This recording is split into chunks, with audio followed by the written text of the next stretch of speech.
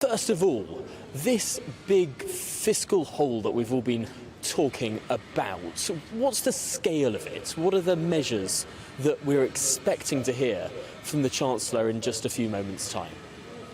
Well, we're told the scale of it is upwards of 50 billion, maybe even 60 billion pounds, Tom, over the next few years.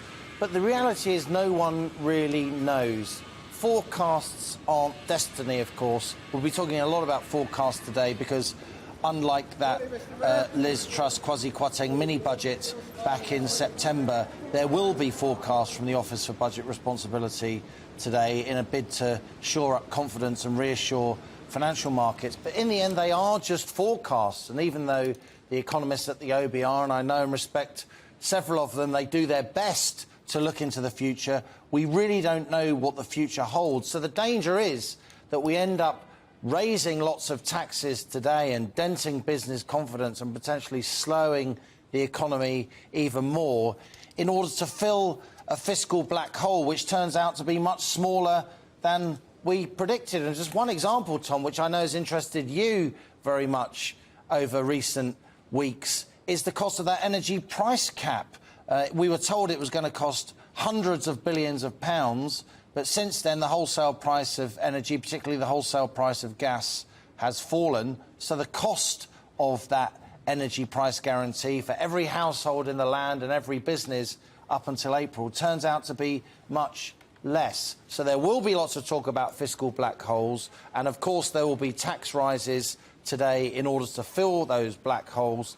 But viewers and listeners should remain, I wouldn't say sceptical, but mindful of the fact that no one really knows whether or not these forecasts are true. So whatever we're told today, and some of the headlines will be worrying, they will be alarming, while the tax rises may be immediate, they may not last that long, and the spending cuts that we're going to hear about, they may well be in the future too. So this is, managing a country's fiscal policy is a journey, it's a process, it's not a point in time. So however alarming the headlines today, people should remember that. Things can change quickly, and in British politics, that's particularly the case.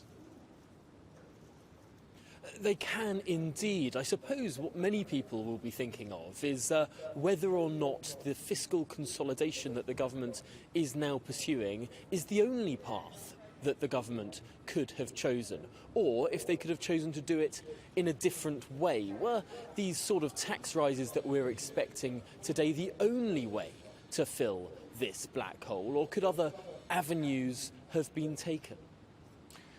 Economic policy making is always about decisions and choices and striking a balance.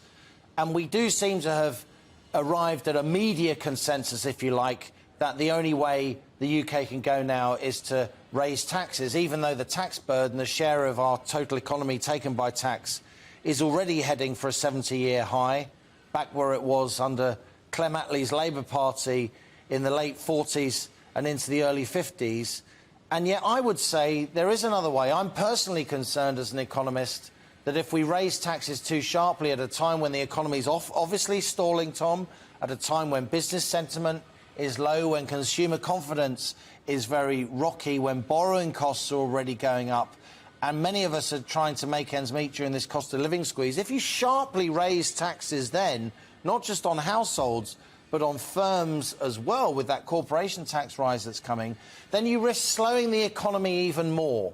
And if an economy is stalling and tax rises then drive it deeper into a recession, you're going to have a smaller cake. You're going to end up with less fiscal revenue and an even worse situation in terms of the government's budget. So this is by no means cut and dried. There'll be a lot of chest beating and finger pointing and decisions, talk about tough decisions from the government today.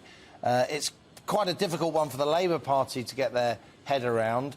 But I go back to my original point. This may not be the right way. There could be U-turns coming, because if the economy slows further, then those calls for pro-growth policies, for tax cuts to get the economy moving, to grow the cake and solve our fiscal problems, the black hole, so-called, in our budget that way, will only get louder.